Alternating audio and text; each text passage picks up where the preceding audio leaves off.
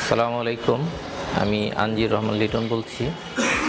আমার বেবি গত 31শে জানুয়ারি আলশেফা ক্লিনিকে সিজারের মাধ্যমে হয়।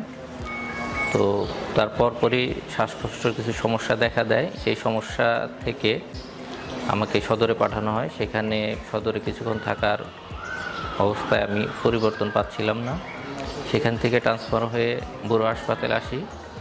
তো এখানে আসার পরে আলহামদুলিল্লাহ আল্লাহ পাকের হাজার হাজার শুকরিয়া, দীর্ঘ 10 দিন আইসিইউতে থাকার পর আমার বেবিটা অনেকটাই সুস্থ হয় এবং শিশু ওয়ার্ডে পাঠানো হয়।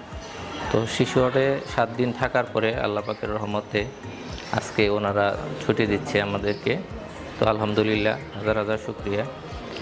ডাক্তারদের কি বলে ধন্যবাদ জানাবো জানি না। তো ওনারা অক্লান্ত পরিশ্রম করেছেন আমার বাচ্চার জন্য, অনেক সেবা দিয়েছেন।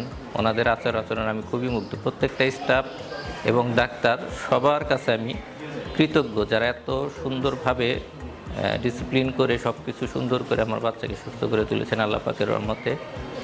তো আমি সবাইকে ধন্যবাদ জানাই, বড় হাসপাতালকে ধন্যবাদ জানাই। আমরা এরকম সেবাই সবসময় বড়ুর কাছ থেকে কামনা করছি। আসসালামু আলাইকুম।